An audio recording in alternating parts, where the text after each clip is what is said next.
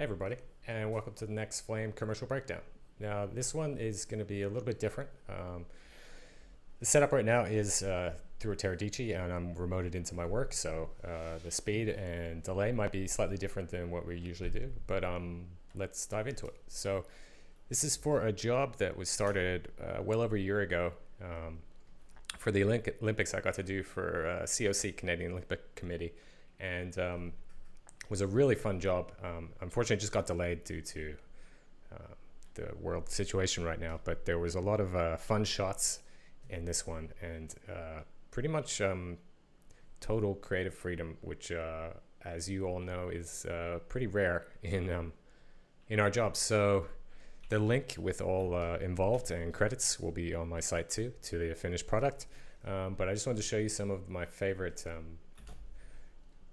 shots that I got to work on for this. So one of the first ones that was actually really cool is this skateboarder shot where the whole thing was the background and the circle, the oval thing was the COC's logo, and it was always present in each of these guys, and it had to always be kind of levitating up. And as well for this, the actual woman that does the kickflip, her background is she's got an MBA in business, so it was all about the juxtaposition of what they do and where they come from. Everything was all about like showing their, this guy was a teacher, and that's again more of a literal one with the desks. But anyway, so the first thing, let's just jump into the skater one, and if we go to the batch setup here, let's go batch.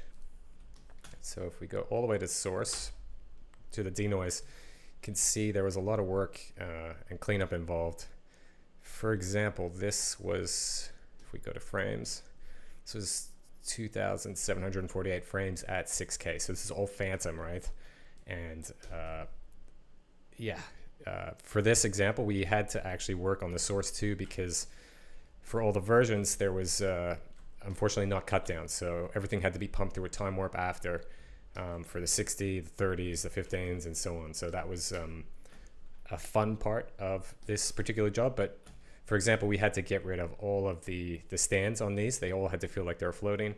We had to get rid of the stand underneath at the back too of the oval.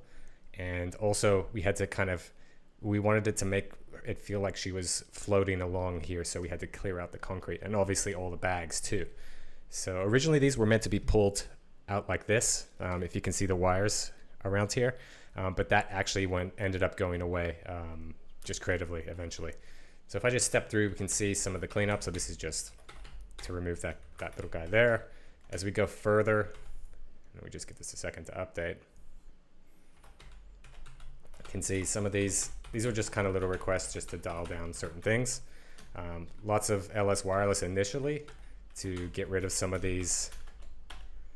If I turn off the icons, just really hand animating the poles that are suspending these guys, because again, that was a thing. But then when we do get through there, if I jump here, this is our main scene, and this is just where the track is. I'll give it a second to update. And I'm pretty sure I didn't do the track in here. That's why this is doing that weird scale issue. I think it was PF, I may be wrong, but if we go into node preferences and display, and then let's just put our axis scale down to like 2. So we can see the scene.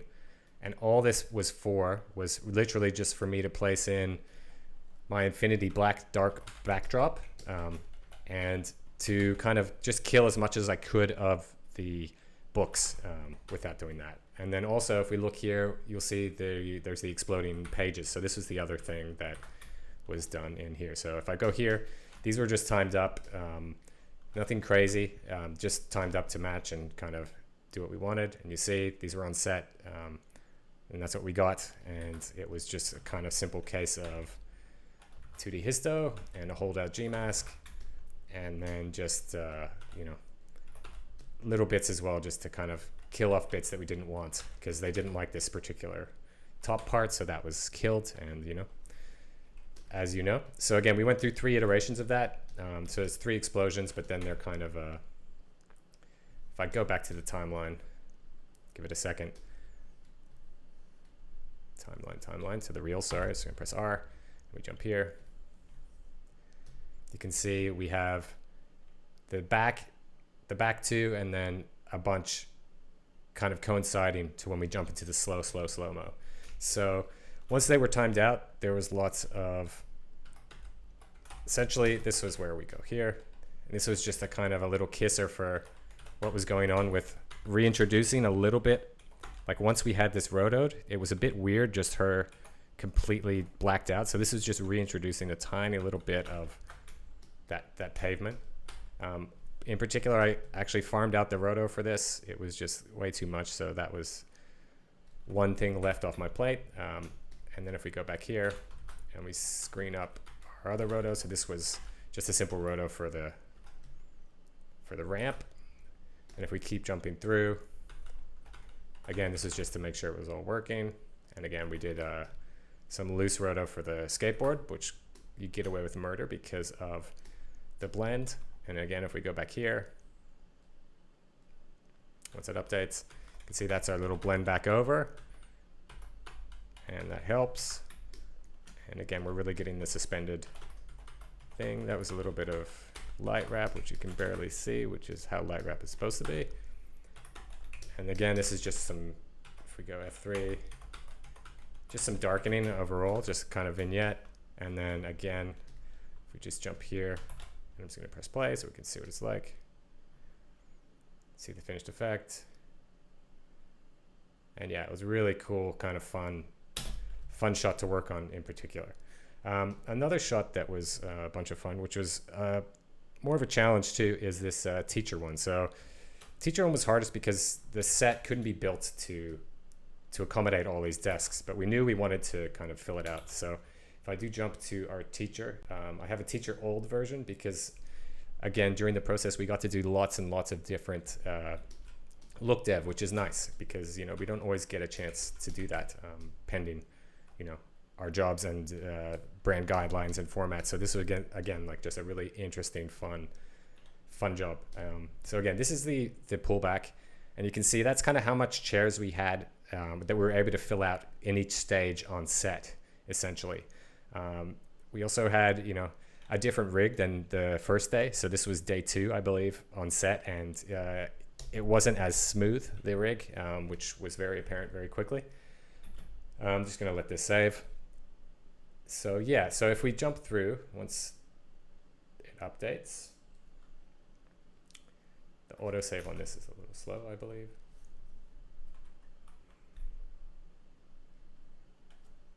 Okay, so first thing was, this was our original kind of batch setups that we kind of farmed out. Go through here and we're going to see some cleanup that happened. And again, this was again, everything was done at source, and then we're getting some paint errors. If that ever happens, you just repipe it. Everything was done at source. So as you know, it's long and painful, but unfortunately, sometimes it's the only way to get these shots done. That was our cleanup. We go here, and this is where I started to replicate our set, essentially. So you can see I grabbed one. Everything was kind of made to be as close to center as possible for the oval, which was a request. But this is where it built out, and it was essentially grabbing. If I turn on icons, grabbing each stage, and again, I've got my left side and my right side, and just rotoing and then scaling and placing back. So everything was actually placed back in Z2 if I do Shift 4 to see the top. And then the bottom part was an actual projection, I believe. Or was it just a surface? It was just a surface. Then we have, again, this is where it started. Initially, we had dolly zoom, which was pretty fun. So essentially, the lights, if I go back here, these were literally just a color source, a rectangle, and then a 2D transform just to keep it small and centered. Just because feeding the replica anything, HD and multiplying it however many times it was done, like in this replica, which was 25 times, and then there's 2 replicas, so it was 35 by 25. So that at a HD resolution would just kill your machine, which I'm sure you guys know. So this is why this was set up to be smaller. So we got like a 444 by 954, and then it was just scaled back with the alpha just to help that you know,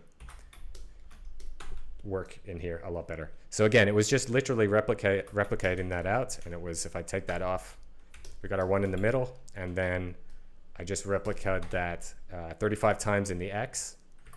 And then if we go here, then it was just offsetting it to the, again, the furthest point, just to where it would work. I probably have some extra there. And then the next replica was doing it in the Z, I believe. Yeah, so we did a 25, and then I just offset that in the Z a bunch. If we go Shift 4, that's what gives us our, if I go spacebar F4, that's what gives us our, one, we've got our projection for the, all the chairs, and then we have this set up too in 3D for the lights, which worked out pretty well. And then the final replica is just an offset, just to kind of get these where it felt right visually. So again, this, and again, we did some final little kisses too on the end, which was, if I go here, and again, these might be slower to update, which is just how these are. So this is just some kind of, some vignette and just some kissing and hiding of sins. And then we have some chroma aberration, again, some kissing and hiding of sins. And again, this was the old version, and it was my favorite, but again, it's part of the process that things change. So this is the dolly zoom, and if I press play, you see you get a really cool effect with this building, especially because we added the projections for the bottom, and we have the stuff traveling up top. And it was super cool in the cut, but it ended up just being too much in the end. So the finished product for the teacher was similar, but if I go to just the latest render of it, you see, so there's just a lot more. If we press play, sorry, there we go. It's the dolly zoom was taken away, and again, in the edit, it was fairly quick, so justified for sure. And again, it's totally subjective. But here is the teacher edit. If I press play, you can see we got the jump cut, and then we reveal the scale of it. So again, I think it does make sense because there's enough time to kind of take it in. And again, that was super cool, fun. And then again, very creative way to come up with something in Flame 2 without having to go 3D. And again, like what really helped with these is these are really kind of cool and stylized. And again, something that you usually don't get to do a lot of with what we do, as you know. So the next shot that was really cool and fun, and again, started one place, ended in another, is this Decathlon shot. So I'm gonna just press play. And again, so on set, we got different takes of him on green doing each of his disciplines. And again, happy with where it ended up and turned out. I think it looks cool. But again, would love to show some earlier iterations, which is over here. I'm just gonna load up that Decathlon. Now this one was a lot more work and stupid messy. So pardon the mess. But if we do go here, each of these, it was choosing the right portion. For instance, this one was him doing his thing. It was just kind of setting up. That was the cool part. And then again, it was some roto just to kind of help pretty much over the seams, right? Which is the hardest parts for this. So that was just some tight roto for there. And then just comping that back over. We just look here just to kind of see, again, because this was so stylized and just a really interesting abstract background, we were able to kind of hide a lot of things too, right? Because this did get a heavy-handed kiss together at the end, which is nice. So once those were rendered out, they were rendered with the matte, and then all of them were rendered out with recursive ops too. So the original idea was that there would be kind of like a trail that was driven by their source, which again initially was really cool. So again, so each of these guys were farmed out, like you can see here. But then if we go to one of these guys here, you can see that, for instance, this is the javelin shot. And if I just scrub through, you can see that's the full motion, right? And using the recursive ops, and this is these were rendered into stereo, but they aren't stereo. That's actually a thing that I picked up from Sean Cochran from helping out at the Vanity a lot of the times when I was freelance a while ago. So thanks, Sean. But if we do look at this, you can see the cumulative effect we get with this is so cool. And again, it's just driven by, of what's happening in the motion. So you just get like a really cool effect for free, essentially. And again, if you want to see the settings, there was nothing fancy. This was just, again, the range, everything turned off except for max lighting. And again, the longest part for this was just the renders, to be completely honest. And again, each one just gave you such a cool effect. So again, here's this guy again, the javelin. And then again, these were retimed to match the duration of this particular shot, because again, it was shot high speed, but we just had to kind of get them to fit. This was a really cool one that I loved, which was the discus, which is this motion. If we scrub through, he comes through and does his thing. And then there is the trail that is something so cool. If we just press play, it's probably too slow, so I'm just going to scrub through, and you can see you just get this beautiful trail and effect, like for free. Something really special about that. So these were all then layered with the actual mats on top, just so we could have something kind of normal going on. And again, this is it just kind of banged in. This is again an earlier iteration. We played with kind of bigger shapes in the background, but again, it was a work in progress. But you can see how cool this trail effect is that exists and happens once this updates. Again, sorry guys, this is through the Teradici, my work setup, so it might be a little bit slower. It's chuggy, and again, this is a pretty big thing. But once this updates, we'll go Shift 4. You can see that's how they were laid out. Nothing crazy. They were just literally laid out in Z. And then if I just go to my schematic and spacebar F, we can see it's literally nothing crazy going on here for how this was built. There was just some cleanup and stuff like that. So again, we had to get rid of the stuff underneath the rectangle. This is across all of them, and then some of the grit on the ground, as per usual. And then again, once we went through there, pipe that through, this was just a little kiss back layer of where you add the foreground to the, you add an input in action and just have it set to blend, but it's kind of like a Luma blend on top, just to kind of kiss in and give kind of free depth, essentially. And then we had some chromatic aberration, and then just some repo too, I think. Just some repo just to hide some sins as well, I believe. Yeah. So again, this was through several iterations. So we got a bunch of renders that I did not label properly. But anyway, if we go through, you can see here's the start of one, obviously. Let's go back to here. This is another version, just playing with towers and seeing how that worked. I don't know. Thought it was kind of cool. But again, the earlier ones along here was really where, again, this was like, I guess, iteration 1. And you can see just the cool stuff you get too with the aberration as the trails go. Anyway, that's where that started, and then essentially where it ended up was again a lot more true to life. So we go back to Reels, and you can see it was more just keeping it a lot more real and consistent, but still cool. So we go back, so we got the sense of depth, we got all their guys doing their things, and again, a cool effect, and again, just something that was another fun part of this was the ability to, just create something cool in here instead of fixing stuff, So the last shot, actually I got two more shots I'd like to show. So the next one is the volleyball shot, which was fun to shoot and build as well. So we couldn't get all this in camera and timed up, on set.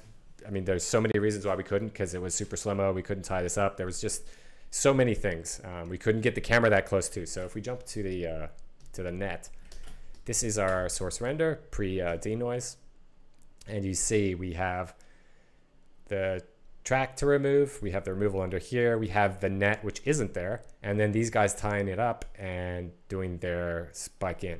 So again, this one was lots and lots of plates. This is, if we go here, if we just jump through, it's just a lot of front source removal. I prefer to do these in 2D transforms instead of actions, just because it's, from my experience, a lot quicker, and I don't like bogging down in an action for stuff like that. Again, to each their own, and everyone does their own thing. Again, this is just more removal, but that's how I like to work, particularly, especially with cleanup, where I don't need a toggle. No one's really going to art direct cleanup usually. So again, this is just with the base cleanup. So we got rid of the poles and the stuff going on there. And again, so outside of then, it was a lot of tracking and just, again, this seam here to kind of make it feel infinity was a thing, just kind of blending that in, but that eventually got there with some just, you know, a bit of roto. And now if we go to our main plate, once this wakes up, so again, this was more cleanup, so the mat and stuff like that. And if we go through here, we can see right now that's that layer, and we go here, and this is again the other layer. We jump here. This is where it's been kind of repoed, and then here is our main track and position of all the people and the girls, all timed in as well. So give this a second. Again, these are 6K layers, so it is a little bit chuggy.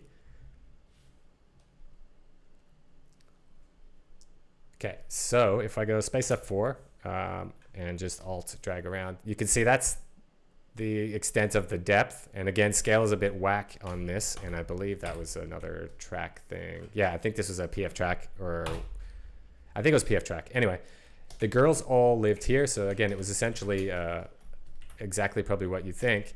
So shooting the net to be close enough to pull out from was a challenge. So again, we had our source here. This was the widest, and you can see, you know, as always on set, it was hard to kind of get the right coverage of, you know, the foreground, but we got there. So this was our wide, and then we had our tight. And again, we needed that tight because we get so close in the beginning. So again, this is all the source res, and this was a pretty much, it was a GMAS, this was a GMAS tracer key. So if I go F8, you can see there's my samples, and that worked out pretty good initially. And then after that, it was just a little bit of masks just to kind of clean up. And then again, for the other guy, I used the IBK, which helped get a lot cleaner, especially because it was so shallow.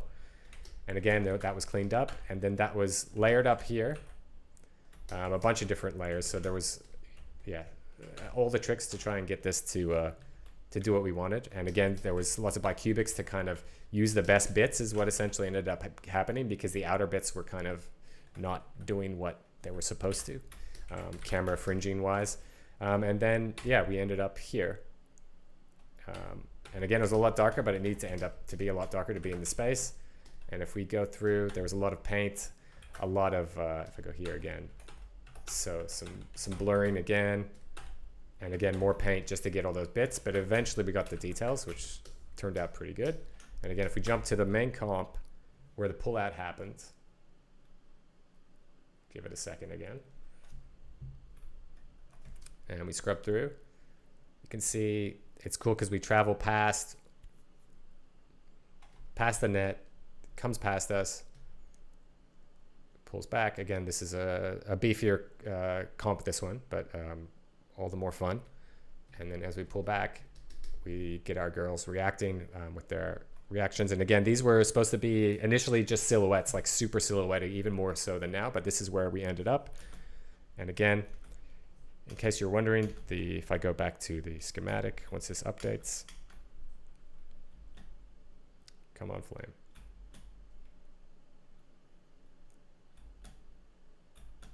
I wish there was a force update off button in Flame, but anyway. So once we go across, there we go. Okay. And you can see here is our, so that was our net, but here's our takes of the girls. So again, these were pre-keyed, and it was just different reactions of them jumping together.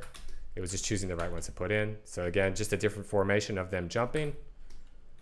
And then we have some individual ones of them jumping. So that's our, again, those are our key ones. And then again, once these were piped through, it was a bit of vignetting once this updates.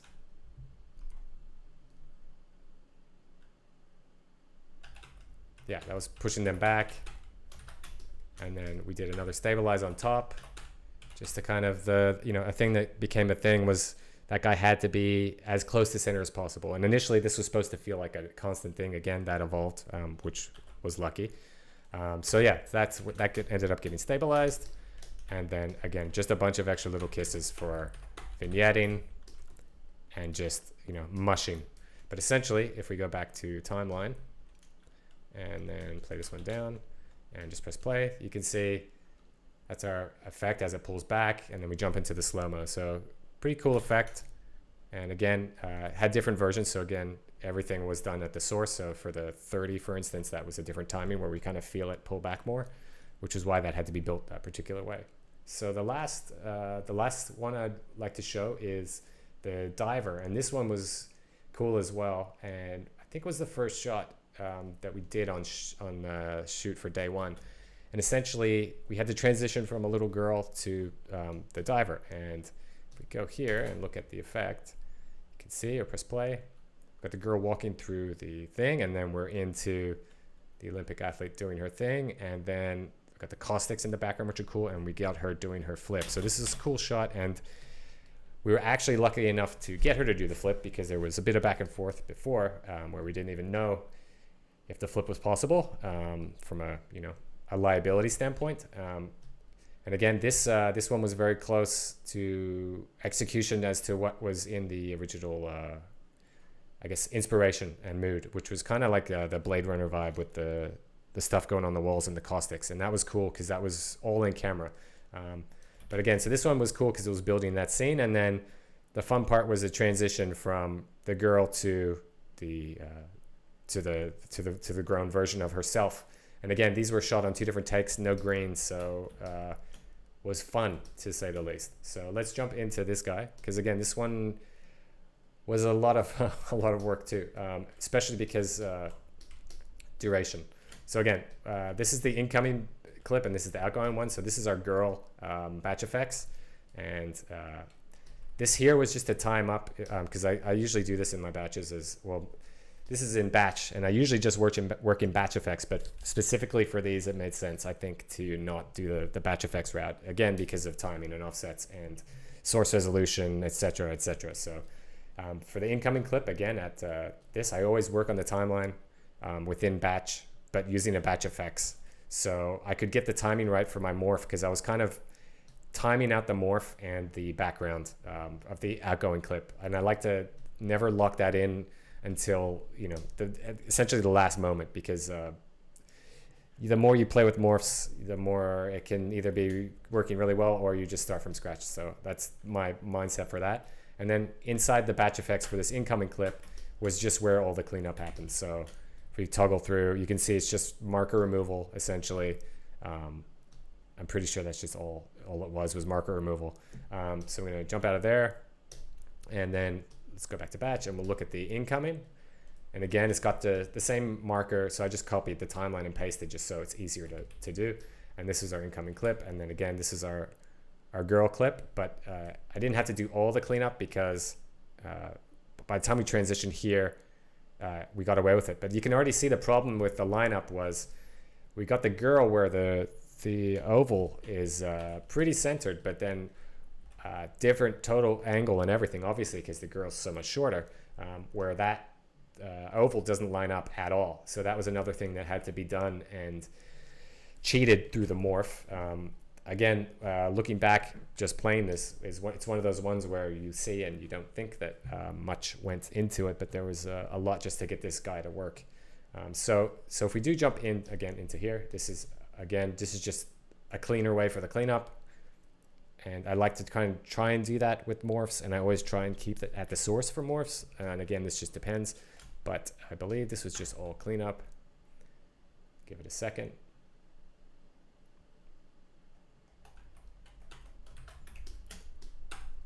Yeah, so it's tracked and cleaned up because we had to get rid of, once this updates, had to get rid of again, so I had to fill back roto for arms, but this is where, in here where I built the caustics too. So if I just F2, F4, you can see the extent of the cleanup and again, the set. So if I go back to schematic, you can see this is our caustics that they captured in camera, which are really cool. And we didn't really have to augment too much. All that was changed was, it was just kind of mirrored, I believe. That's just the mist. Yeah, it was just mirrored and flipped a couple times, and that's what we got, and we were essentially hoping for symmetry for that shot, so that worked out well. If we go here, this is all our roto for her as she goes up and over, just for those bits where we cleaned up. And I think this was, yeah, just some extra fillback roto just for the passes that she walks through. And then we did a lens redistort after, because actually that was having trouble tracking. And for whatever reason, I ended up using the flame one. Don't ask me why, because usually that's a piece of not goodness.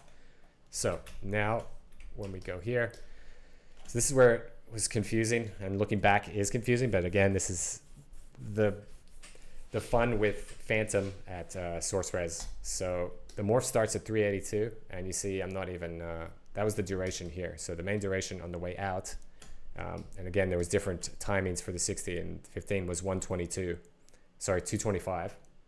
And again, once this updates, it might take a second.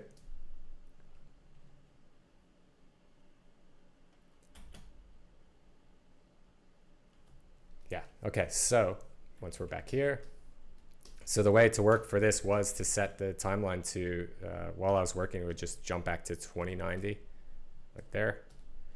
And then we would go, so I know my morph starts at 382, and then the last, this is just for my sanity, so I didn't have to keep jumping back, because I like doing the notes. I'm sure most of you guys do too.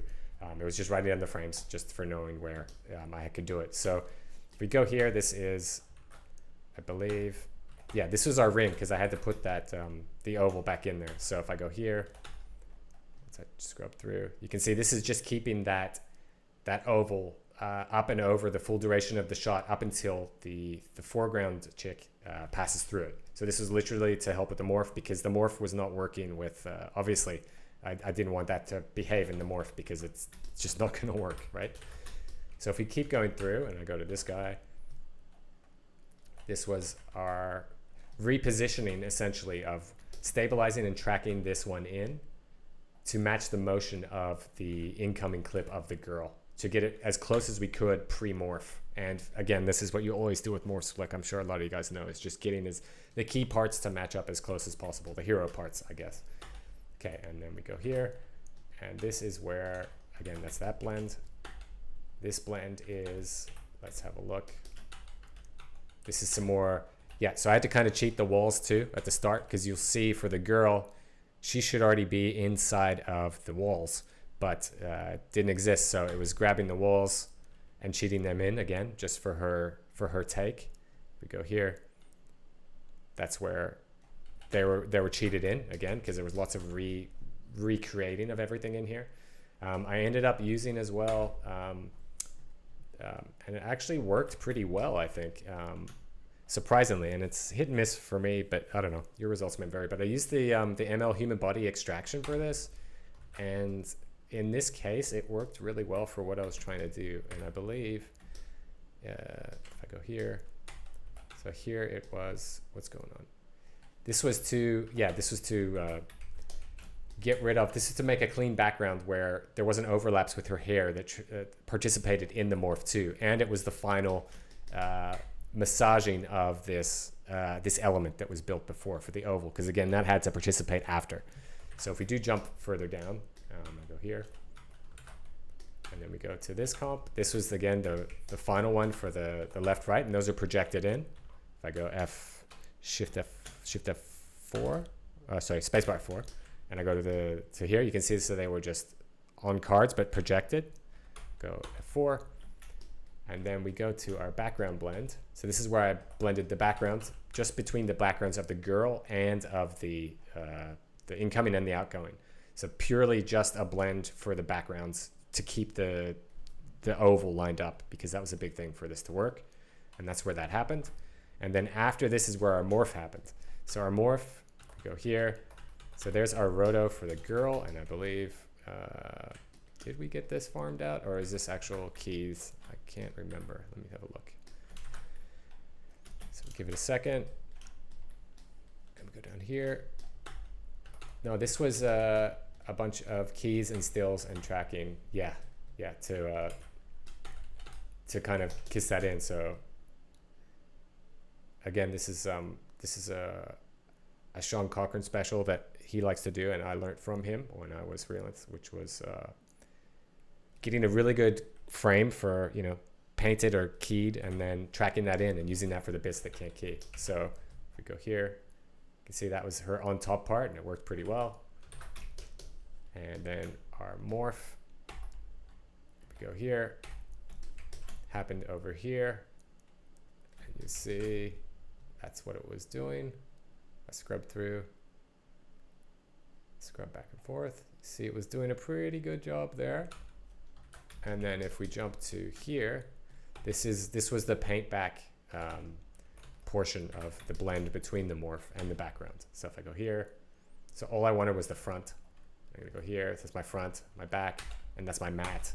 So essentially I'm just painting any bits that happens during the morph that just don't work and are kind of weird. So again, this is it happening, going through, and it ended up working pretty good. But we had some audio cues that we were able to hide behind, essentially, to kind of really kiss it together. And again, you'll see it on the website, the finished spot. But essentially, as she goes through, we get the lights flickering, and that really helps, again, hide some sins, but make the effect cool as well. So we'll give this 1 second. Sorry, this machine sometimes does this, so we'll give it a second. Okay, so there we are.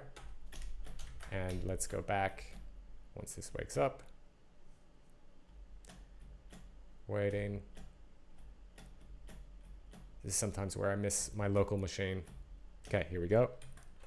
And again, we've got some lens blur that happens and it's keyframe through the morph, and then a bit of a flicker with just keyframing the master grade, and then auto stabilizing. And then I believe this is for the end. Let's jump through, have a look. Yeah, this was just killing the under part and making this feel like an infinity kind of, place up above the clouds in caustic land, And again, if we go back to the finished product and just go to reels, you can see once we play,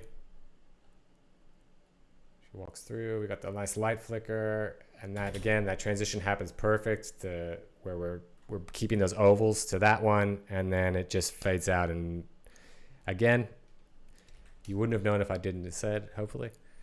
But anyway, that's going to be it for this breakdown, guys.